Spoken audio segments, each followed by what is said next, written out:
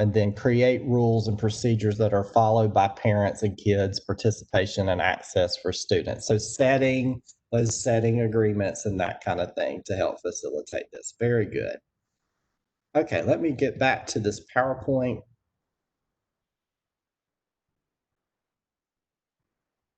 So going to the next slide. There's a lot of things that influence the kinds of decisions that you have to make about content and your instruction. Okay, so there's some structural factors that you encounter, like your state standards, your curriculum guide. We talked about this just a second ago, the organization of the school day, when your classes are scheduled, the availability of resources. If you're thinking about virtual learners at home, what kind of manipulatives, what kind of other things do they have available? And then, of course, just those kind of norms and expectations that we have for teachers. Then there's also this importance of the personal influences that teachers bring to the table.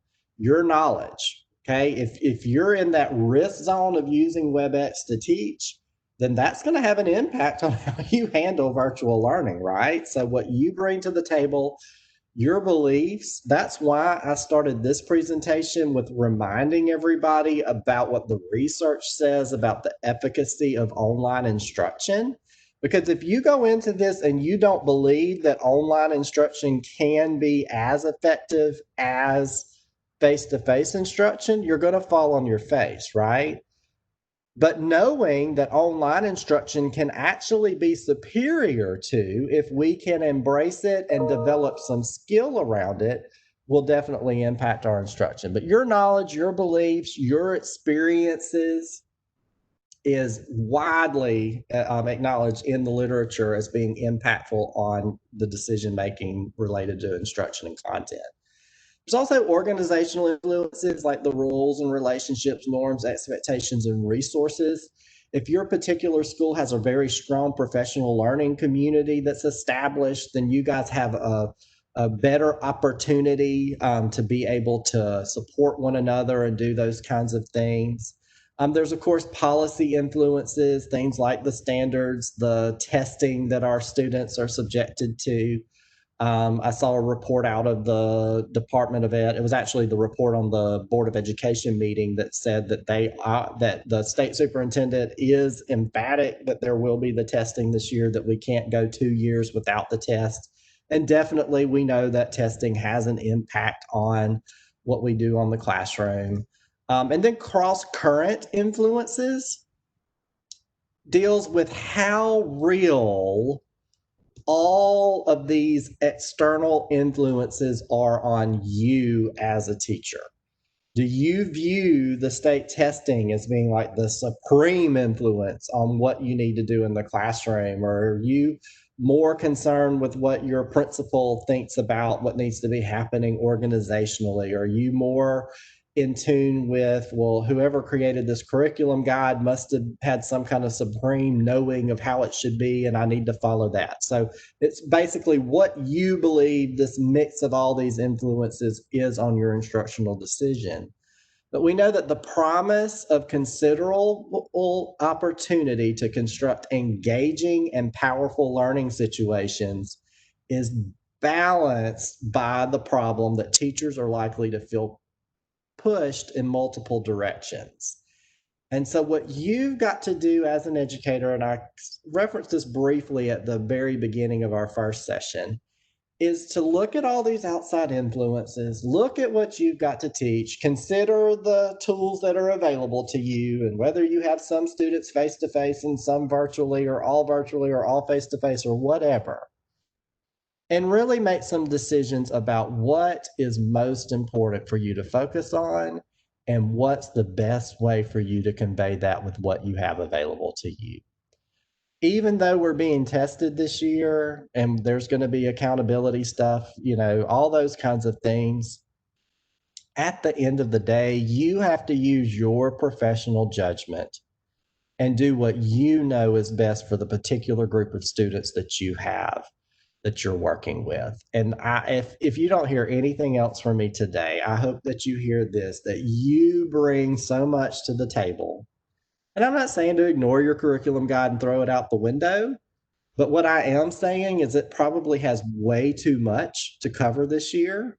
And you probably need to look at the amount of time and actual resource you have and map out the most important things that you could cover on that curriculum guide for this year and do that really well versus feeling like you have to cover every single thing on the entire document, right?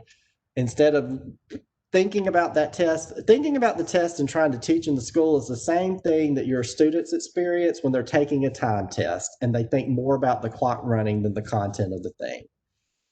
You got to get that out of your mind and then get into what does good instruction look like and how can I facilitate that in my particular environment. So some things to help you embrace this choosing process. First of all, who created the facts? Who created the test? Who created the curriculum guide? People with flaws. There's no perfect test. There's no perfect curriculum guide. And so you do ultimately have to make some decisions about what you're going to do. Students need to learn as much about the methods of creating knowledge as they do about facts and propositions. And this virtual learning environment provides us for that opportunity for that kind of differentiated experience for students where they can begin thinking about the content that you're teaching and not just regurgitating the facts that you're presenting to them. I encourage you to step up and embrace this choosing process of how you're going to present your subject matter, and realize that subject matter knowledge is the bridge between learners and learning and teaching and teaching. It's the thing that connects us with our students really performing and doing what they need to do. There's some really robust research out there, and this is a little side topic, but we spend so much time in our schools focused on early literacy instruction and ELA all throughout. And what we're finding is that content knowledge, science, social studies, and math increases performance in ELA and in those disciplines.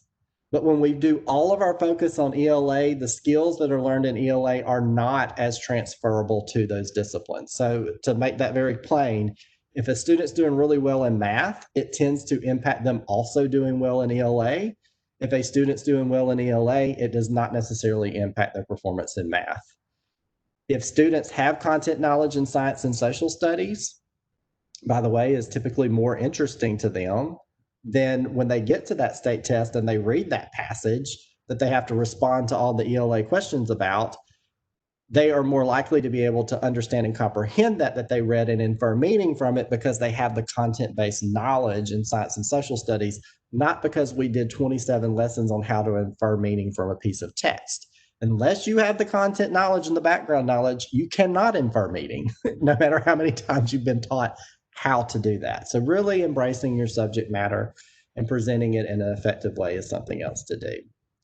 I'm going to play this brief video from the teaching channel. It's on modeling student discussions with an example and a non-example. One important thing about embracing this virtual learning experience is embracing the idea of teaching students how to engage in it effectively. Now, this example is going to show you something that's actually been done in a face-to-face classroom, but the same type of approach of selecting some specific student roles and then modeling how to do it appropriately and then how to not do it appropriately can be very helpful in getting your students kind of priming that pump of them being able to engage in some very robust types of things in their classrooms. Let me share my video. And as I said before, when you're sharing video and you're doing the share button on WebEx, you need to make sure you change that top left drop down menu to optimize for motion in video, because if you don't, then your students are not going to have a great experience with that video. So I'm going to share this video with you guys.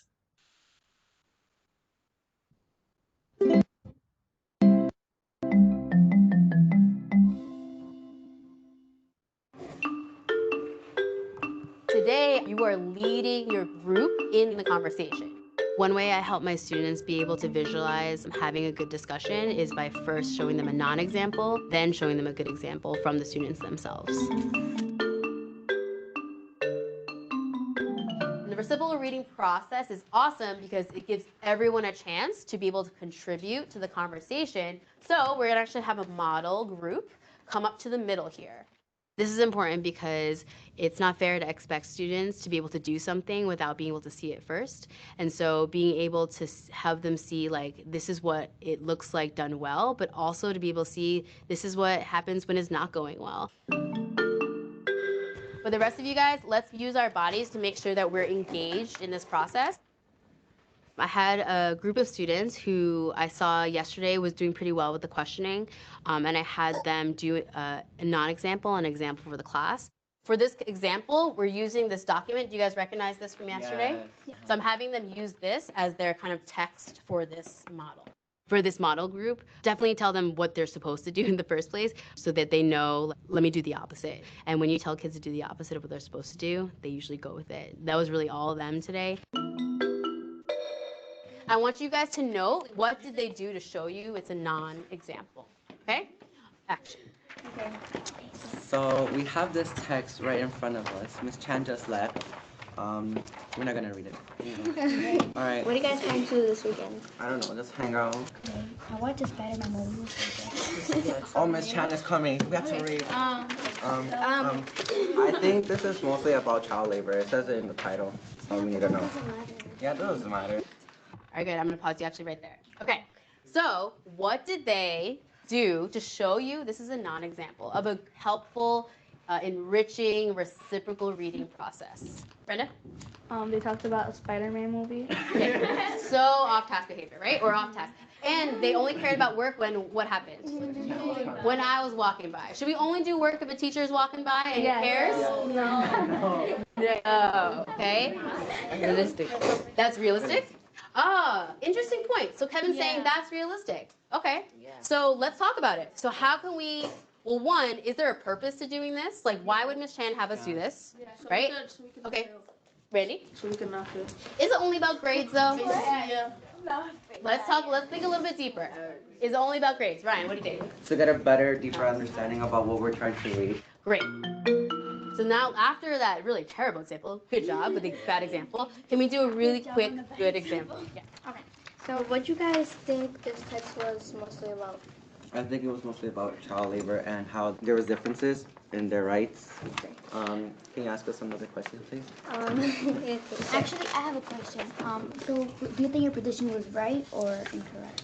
I think it was correct. It was kind of similar.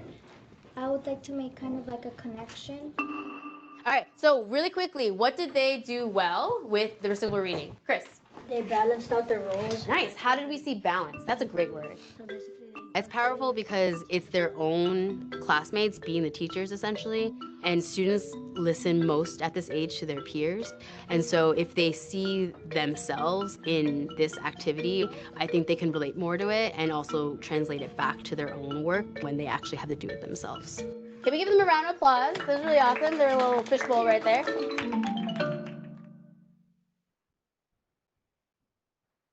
All right, guys. So that just gives you an example of how to kind of model for students how to engage in an effective discussion.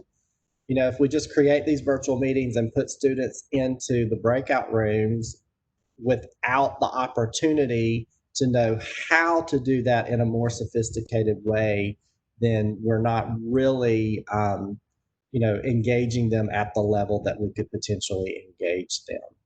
And the 4A's that we did just a few minutes ago is another example of a protocol that you can use to kind of facilitate more sophisticated interactions. We definitely mentioned the caveat that you would have to adjust that somewhat for the younger learners. And just because a student can't read does not necessarily mean that they can't engage in some of these things. One of the best things that you can do is to actually read the passage for the students, and particularly if you're using the recording function in WebEx, you have the opportunity for your students to go back and hear you read a number of times the same passage. And it gives them a great demonstration of fluency. If you stop throughout and do more of an active reading where you talk about the things you're thinking about while you're reading it, that can be very valuable for the students. And then they can engage in some more sophisticated types of conversations, even though they don't necessarily have the capacity to read it themselves. Another tool that you can use is what we call accountable talk. And so here are some examples of accountable talk cues that you could give to your students. These could actually just be printed out on little cards that you give to your students if you're doing this in the live classroom. You could put these together on a Google Doc or that kind of thing for your virtual students to look at and to use. And so basically what you say is we're going to have a conversation about this piece of text or this video we just watched or the mini lesson that I just gave. And these are the ways that I want you to respond to that particular thing. And so let's just try that real quick in the chat feature. I want you to pick one of these accountable talk cues. And based off of what you just saw in that video of her facilitating the non-example example of how to engage in a group conversation, use one of these cues and provide us a response to that.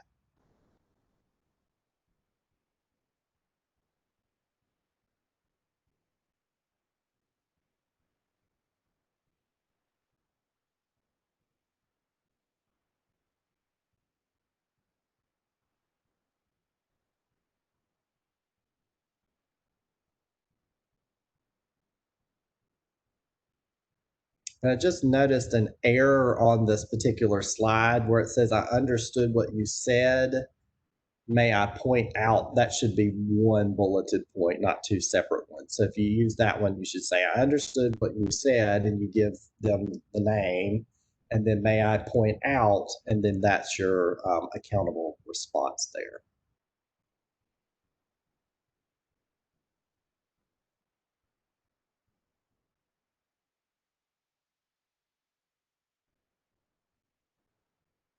And we're using this in the chat feature right now, but you could do this in the chat feature. You could have them do this verbally to the group one at a time. You could also send your students to breakout sessions and tell them that they have to use this accountable talk framework to have a conversation about the topic. So Kai said, I believe that this would be a little harder to practice in the classroom now because of the social distancing guidelines. Absolutely. However, if you have a one-to-one technology capability to where they could log into WebEx or Zoom all at the same time, the major caveat there is that everybody has to have a headphone and microphone directly connected so that you don't get the feedback. Because when you try to put two devices that have that kind of unidirectional microphone in the same room, you're instantly going to get like this reverb effect. But if they have a space either in your learning management system through a discussion board or that kind of thing, or the ability to be in the virtual setting altogether, even though they're in the face-to-face setting, you can create those connecting points that are very challenging to have right now while you're trying to social distance. So definitely something to think about there. But thank you for contributing that particular accountable talk as an example. But do you see how you get a little bit more sophisticated kind of response from your students? They're having to think a little bit more about how to frame their thinking because you're using this accountable talk type of approach and protocol. Another protocol that you might use in your classroom is a text rendering protocol. And let me see if I can get this open for us and share it. This particular protocol is designed so that you give students a short piece of text And you set up this activity by kind of giving the purpose for the activity. And then you either assign the particular piece of text ahead of time so that they can have read it before, and at this point they're just kind of referring back to it. That's probably the best way to approach this. Or you need to give them a few minutes to kind of read through the text. But what you want to do is you want to have them read through the piece of text, and as they're reading, they have to come up with a sentence, a phrase, and a word that represents the main idea or the main takeaway that they have from the particular piece of text. And so the sentence, the word, and the phrase don't all have to be part of the same sentence. They could pick a sentence from one part, one paragraph. They could pick up their phrase from another paragraph and their sentence from another part in the piece of text. It is possible they would all be embedded in the same thing. They could have a sentence and then the phrase came out and then there's a particular word. But you have them come up with those three things. And then in the first round, each person shares a sentence from the document that they feel is particularly significant. And so you document all of those sentences that have been shared by the students. Then in a second round, they share all their phrases and you represent that visually for your students. And then in the third round, they share their words. So you're progressively having them get from kind of a macro to a micro level of understanding, going from a very broad at the sentence level all the way down, getting it down to the instance of, if I just had to say one word that represented what this means to me, this is that particular word. And then after everybody shares those different levels of what they feel is most important, you have an opportunity to have a discussion for about 10 minutes about what they heard and what it says about the particular piece of text that they read. And so in this reflection, you can ask these questions: in what ways could you use the final list of words? What ideas did not strike you as important when you read it and now you feel are more important that you've seen the responses of your classmates? How do you feel about using this protocol to compare to other texts? And did some of the phrases or words seem to imply something different than the overall document did? And did the protocol feel more like teaching or training? So anyway, you, again, adjust this down to the particular grade level that you have and the sophistication they need to engage with this. But even if you're reading a text, you could start with kindergartners with just what is the main word that you hear that really kind of sums this up. So representing this visually, obviously in a classroom, you could put this on the board or on some chart paper or that kind of thing. It does give the students a window into the thinking of their classmates. And so a student that's really having a hard time getting to that main idea may be able to access that better because they're seeing a classmate get to that point. But another really cool thing that you can do is to use some kind of web tool to gather that. So what I want us to do is I have a document that I want us to look at. Let me find document.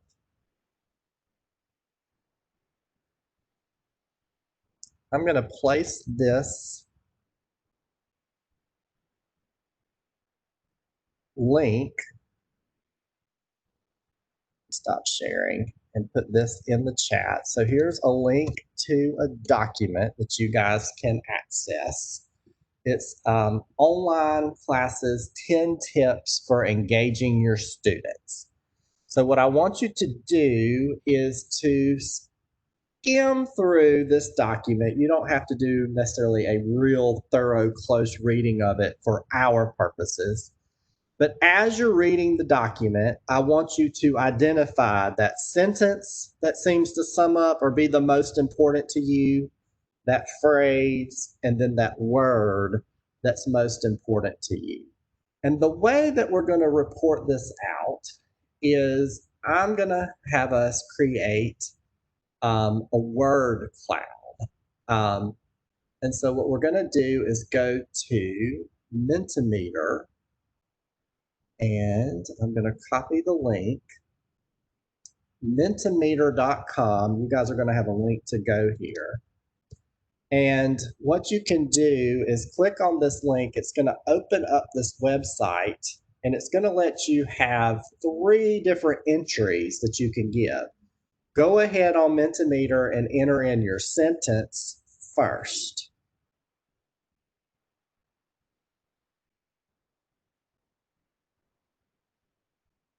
And of course, I'm giving you a couple of minutes to read through.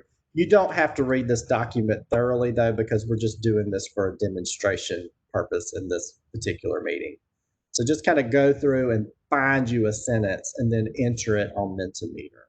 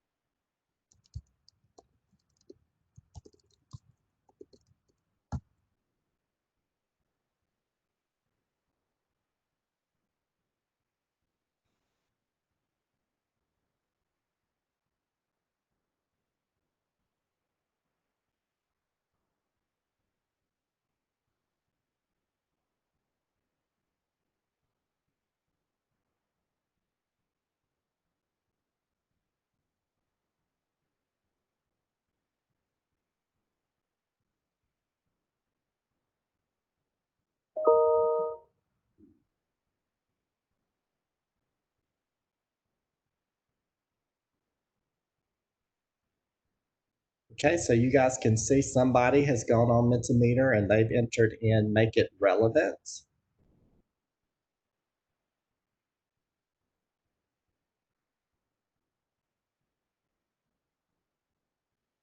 I'm taking that with Stephanie that did that.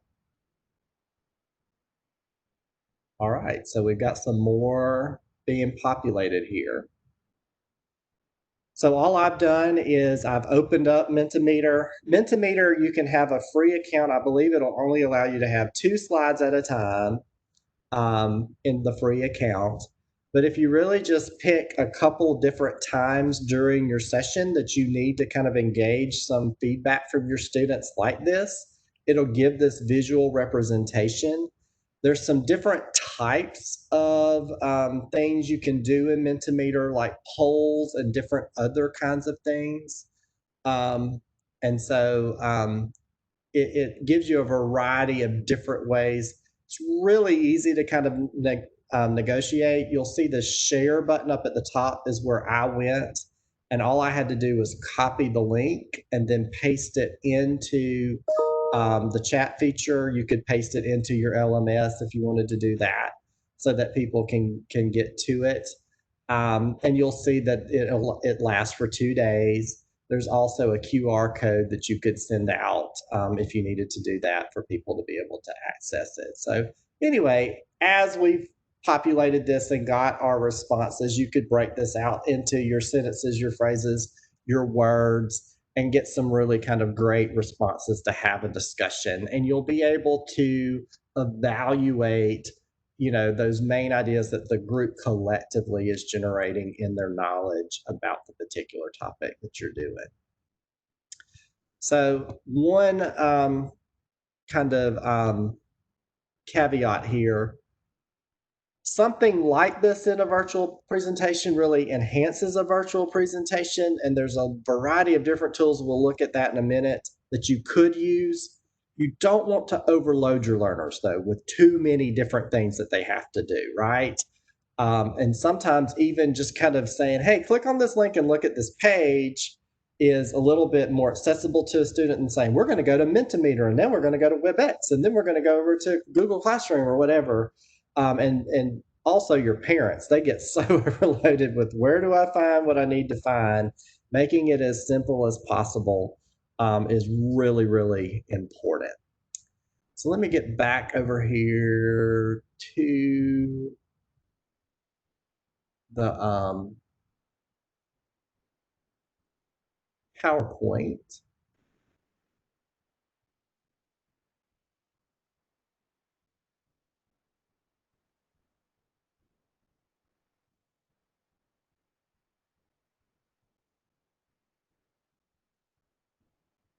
So there's several different patterns of interaction that you can do in this virtual classroom.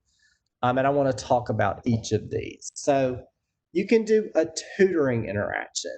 And that's where you, as the teacher and a learner, schedule your own meeting that just the two of you are in, and you have a one on one interaction. I realize that that's very time consuming to make those one on one connections with your learners. But even in the face to face setting, an investment of time like that can have some powerful positive consequences in terms of student outcomes. So consider that as an option of interaction.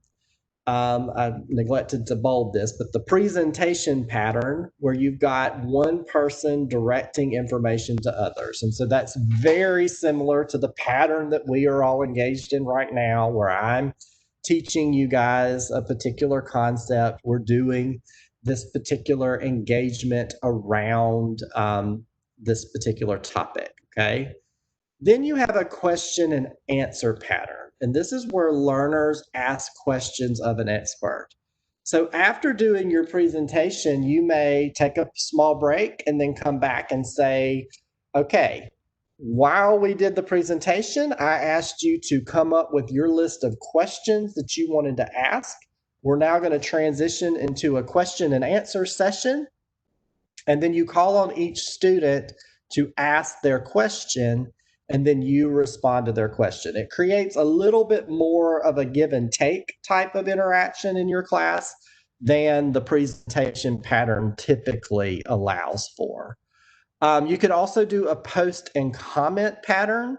That's where you, as an expert or the teacher, or it could be a more skilled student in your class, serves as a discussion leader by posting a message and then the learners comment on it. You could do that in the chat feature in WebEx or Zoom, or you could do it through a discussion feature on your learning management system.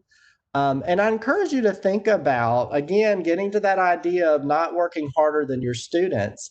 Are there opportunities for your students to come up with the question or the prompt that leads to the discussion about a particular topic? And does that really encourage them to get more into that metacognitive space where they're thinking about their thinking and really kind of making some connections in terms of what they're learning? Another pattern is the collaborative document pattern. I haven't done that with you guys today, but this is one that I frequently do with my students, where I'll open up a Google document that I've created and everybody communicates into that particular Google Doc. There's also, you can do Google Slides, a variety of different ones where everybody can kind of log in at the same time and see the same document. I saw that somebody commented something. I want to make sure I see that. Yeah, obviously, if your students can't read, it has to be more of an oral discussion than a written discussion. Absolutely. And so, whoops. So the collaborative document pattern's not going to necessarily work as well for younger students as it is for older students, obviously. The group discussion pattern is where learners are interacting with one another. And so that would be where instead of creating this collaborative document, you would guide a discussion where everybody's contributing to that. The small group pattern, a teacher assigns a discussion topic or a team task. This would be where you use those breakout sessions in Zoom or WebEx to send students on a particular goal-oriented, task-oriented type of discussion or activity or whatever. It could also be something that's facilitated through your learning management system, and they use other modes of connectivity with one another, either engaging in the classroom. And I know, again, that's challenging when you're trying to do social distancing, or, just getting on their phones and texting each other if they're at home or whatever, but engaging more in a small group interaction. There's the panel discussion pattern, where a group of experts have a discussion and all of the students are just kind of witnessing this. So you could do this in WebEx where you brought in a variety of guest speakers. They would have a conversation about a particular topic and everybody else would just kind of listen in. And really the only input that the audience would have in that would be like maybe a comment in the chat or that kind of thing. You'll notice in the video I played earlier where they did the non-example example of how to have a discussion, that was an example of a fishbowl panel type of discussion. So you had all the other students on the periphery looking in, and this one group of students demonstrated how to have a good discussion, and how not to have a good discussion, and then how to have a good discussion. You could do the same type of thing with a variety of different topics. You could read or give to your students a particular piece of text and divide them into groups, and then have each group get into the fishbowl. Maybe each group read a different piece of text. You could have everybody read the same and see if there are any differences in how they go about summarizing and discussing what it is they read or experienced. It could be a video they watched. It could be a variety of different, it could be a hands-on thing they did and they talk about how that went. But it's creating that fishbowl so that everybody can look in and see. There's also the symposium pattern where you have a group of experts discuss a subject with the learners. So that would be where you bring in a group of guest speakers, but instead of them just having a discussion with one another and everybody else passively looking in, the symposium members would actually engage with the audience as well. You can have an expert community pattern where you bring in some guest speakers, and then basically the learners have an opportunity to ask their questions to them. And then the peers pattern, a learner is consulting with a group of other learners. And so you have basically kind of like what you do in a jigsaw group, where you have an expert, a student become an expert on a particular subject, and then the other group asks them and interacts with them around that. So I mentioned all of those different patterns to emphasize that point that I made earlier of thinking about your instruction in different segments and different patterns of interaction. And instead of having, like we said earlier, that 80-minute overall thing that we're doing and trying to do the same thing for 80 minutes, really breaking it out into some different patterns of interaction that are going to be more engaging of your students throughout that process. When you're pulling all of this together in terms of a pedagogical plan, it really helps if you think about what you're doing across a unit, across a week, whatever, around a big idea that represents the content that you want to teach, okay? So a big idea can help you in two different ways. It answers this question of what teaching strategies will I use to represent my content, and what curriculum materials will I use to support my teaching strategies. Kind of an old-fashioned way that we think about this big idea is a thematic type unit where you have everything connecting around this central topic or theme. But a big idea goes a little bit beyond just a simple topic. In preschool, kindergarten, we used to do like an under the sea theme, and we had all these activities that related back to that central theme. A big idea really is kind of answering an important question, like if we were working with a group of like middle school social studies students, like if we're talking about the Underground Railroad, for example, we might ask the question, what does it mean to be free? Okay, so we've got that big idea that we want to talk about, and we have content that we want to embed in that. And then we decide what we're going to do in terms of our virtual meetings, what we're going to do on the learning management system, what students are going to do in small groups, individually, what text and resources are we going to bring to that conversation that's going to cause them to answer that overall question of what does it mean to be free? Okay. And so it just kind of adds a layer of sophistication in the way that we're thinking about what we're teaching in our classes. Again, we have a variety of strategies when we're thinking about individual learning, whole group activities. Again, typically a great way to introduce what you want the students to learn. Individual assignments require the students to draw on their own resources as they work alone on a range of tasks. So these would be things that you would assign in your learning management system or in that live classroom for the students to do based off of what you've introduced in the virtual meeting or the live meeting that you've done. A typical individual task is for students to read and respond to a piece of text. Obviously challenging when they're learning to read. That individual task may be actually practicing sounding out and reading a passage, right? Instead of reading the passage and responding to it.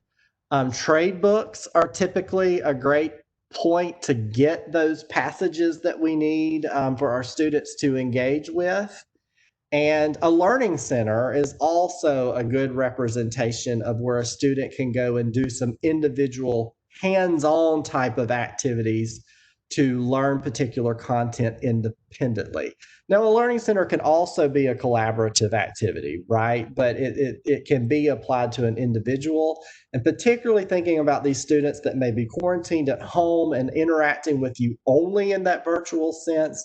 If you can figure out a way to connect them with some materials to work with, they could do some center-esque type activities at home independently after you've introduced a concept in that bigger meeting and given them some specific instructions around that.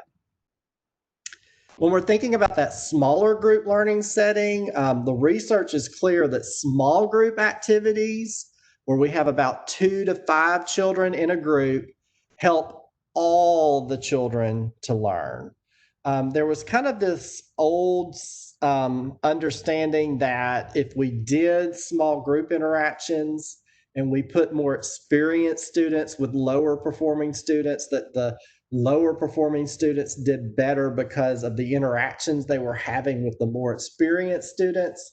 But the more experienced students weren't necessarily getting that same impact. And really, the research says when we put students into small groups, everybody in that group is learning more through those interactions.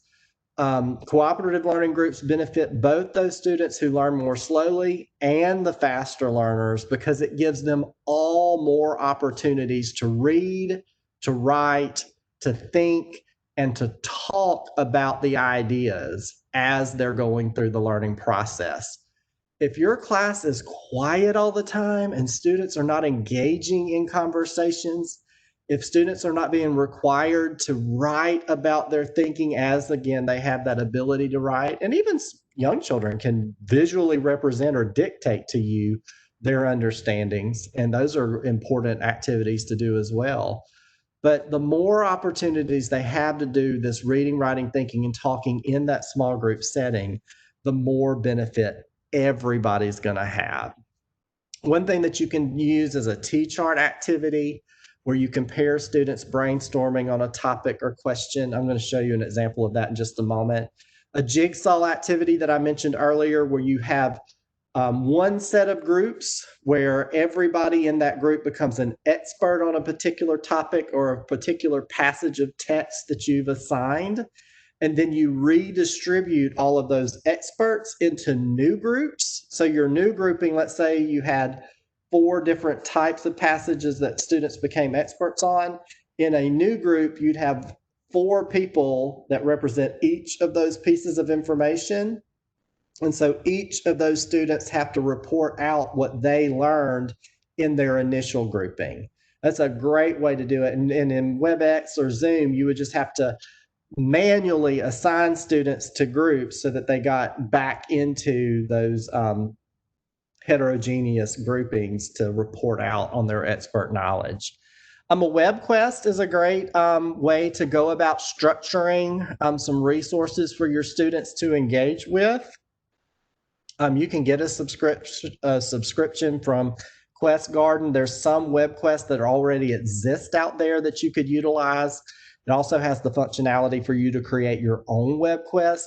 And really what it basically does is it helps you to kind of put together a variety of web-based resources, whether it's pictures from the National Archives or a particular website or information or whatever. It gives you that opportunity to put those together in a structured kind of way where students are responding to questions, having to write about it, having to verbally respond, whatever it is that you require. Much of that can be also structured within your learning management system too. But web quests that are out there, you can kind of see what other teachers have done in terms of structuring information. When we think about whole group learning, a great way to facilitate whole group learning is to do some type of pre-test, particularly for your older learners. That gives them an opportunity to kind of see what information you view as most important about the particular topic that you're presenting. It also gives you some really great information about what your students already know in terms of the prior knowledge they're bringing to the table regarding what they're learning. And if you re-administer that same test at the end as a post-test, it allows your students to immediately see what gains they've made and allows you to see the same thing. I mentioned the idea of a mini lesson before. It's just a form of lecture that focuses on a particular idea or skill that a teacher wants the entire class to learn. This would be something that you would do in this virtual session or in that live session or a combination of both if you're interacting with both groups at the same time. It would not be an 88-minute thing. It would be a shorter, very structured presentation of what you want the students to gain in terms of knowledge. And typically it involves that direct instruction and then some type of practice, whether that practice is sending them into peer groups to practice doing what it is that you're presenting, or just keeping them in that larger group session and calling on individual students to do that in front of one another. And then ultimately going beyond the whole group learning, it can end up being in an independent type of practice session that they do after the mini lesson. Role playing is a great way that you can present these teacher created situations where students are assuming roles that they don't normally play to deal with specific content that you're teaching. And then simulations also could involve some role playing, but more often they're situations in which learners are confronting or working through a series of problems and situations. And I actually want to share with you an example of one of these simulations. There's tons of really rich resources out there from different organizations. If you're teaching older students about history, I recommend connecting with some of the presidential libraries. They have all these archives of virtual documents, pictures, things you can do. And most of these places also have like education specific resources where they have created some resources. National Geographic has an educator center where they have some different classroom activities. This particular simulation is based off of the Cuban Missile Crisis that happened during the Kennedy administration. You can go on a website such as this and find a variety of different topics that you could focus on. The really cool thing about this particular thing is it just really steps you through. So the first thing that it has you do is to read this script. And so they have the script up here for you that you can access. So you would assign a student to be the news broadcaster. Then you would have Admiral Burke and aide, Robert Kennedy, McGeorge, and then JFK. And they would read the script in front of the entire group. And then you'll see the next step is to review Kennedy's policy options. This particular simulation takes students through the steps of experiencing this real event that happened in history through the primary source documents and some map representations. You'll remember this is a geography lesson, so they're looking specifically at why this was such a crisis in terms of where the United States was located in relationship with Cuba. But what they do is they look at these primary source documents. This is an actual document that was a top secret national security document from the time that has since been released from that top secret status. The students are stepped through a process of evaluating all these documents, and then ultimately they do this mock experience where they pretend that they are Kennedy's national security group, his council, and they are given a set of like 4 different options to present of what they recommend that the president do because of this evidence that the Russians are trying to put a nuclear weapon site in Cuba. And then ultimately, the thing ends with a video where they can see a newsreel from that particular time. And this one, it's actually Kennedy speaking himself. And they see what Kennedy decided based off of the same information that they've been evaluating. And they can compare his decision and the outcome of that decision to the potential decision they would have made and the outcome that would have come from that. And so that's just one example of kind of thinking through, and again, going back to that idea of having those increments of different things we're doing throughout a lesson. In each of these stages, you could send students to that small group breakout to look at each document and make their determination. And then ultimately, the way that I would handle this is I would have them do a fishbowl where you pick some students to be that National Security Council and see how they deal with the information and make the decision. I mentioned earlier the T-chart. This is that example of the T-chart of how they can graphically organize their thoughts and information. A great way to do this, again, would be to embed something like this in a Google Doc or a Google Slide so that the students can go in and document their learning in a way that everybody else can also see and interact with that as well. This is obviously for older students. This is a 9th through 12th grade lesson. You would have to find ones that really matched your particular age group. But I just thought this was a really kind of great example of a particular one that you could do. As we're getting ready to kind of close out our training today, I want to share just a couple more thoughts with you.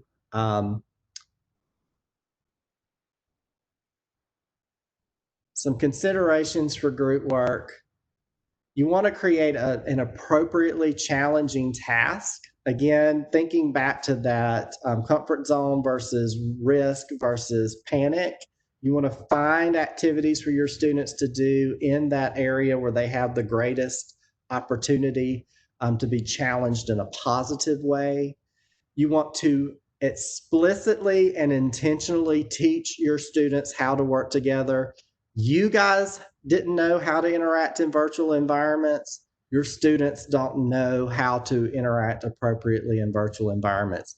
You need to teach them directly how to do that. You also need to think about how to do your groupings very thoughtfully. Putting students into a pair is a great way to quickly share information. Groups of 3 to 4 can handle a little bit more complex tasks.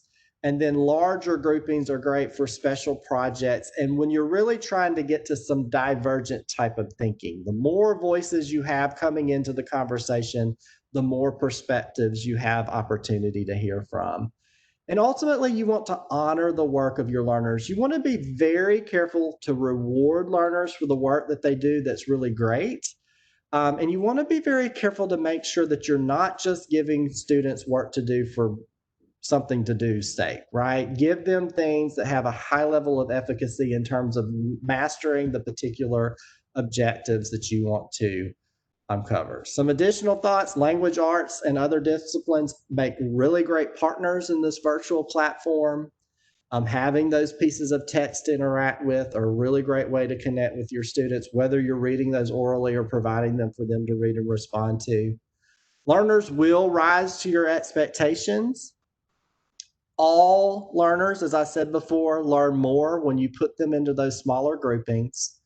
Again, a challenge with COVID and social distancing, but if you have the ability to have the technology in the classroom, put everybody in a virtual group and have them interact that way in the classroom.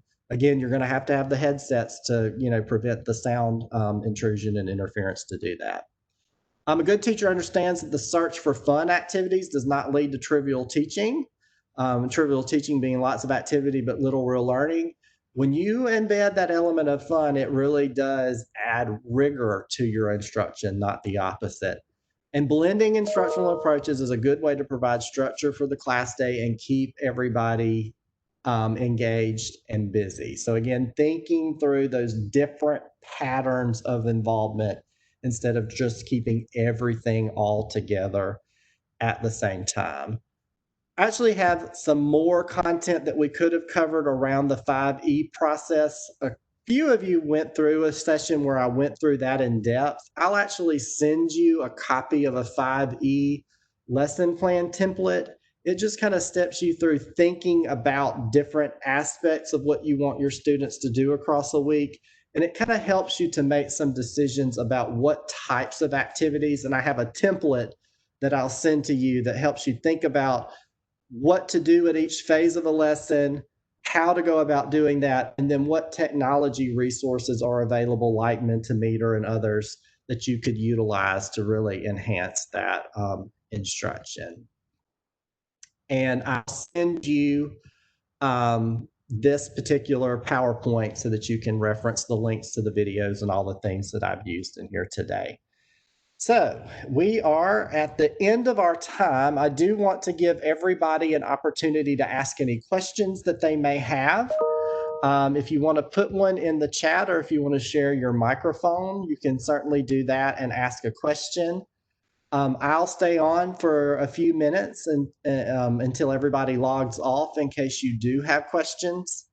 I also want to encourage you guys, if any of you have ever thought about the idea of pursuing a graduate degree, through the MSU Meridian campus, our graduate programs in elementary education, secondary, teacher leadership, school administration, community college education, if you're interested in that dual enrollment option, are all offered in a blended format where you can do synchronous online or come to campus if you're in our area to attend those courses. Most programs can be completed in just over a year's time. And I'm actually the graduate coordinator for our division, so you can reach out to me. You'll get an email from me with the recording and some documents. Within the next couple of days. It takes WebEx about a day or so sometimes, depending on how much volume is going through to process a recording of a session. But you'll have my contact information if you're interested in any of our graduate programs in our division. Thank you again for being with me today. You guys are a great group. I hope that you found something in here that you can take back that'll hopefully take you out of that danger zone more into the appropriately challenged zone as you're tackling this job of really doing the best that we can for our students in our state. I salute you in your work. I know you're under tremendous pressure right now.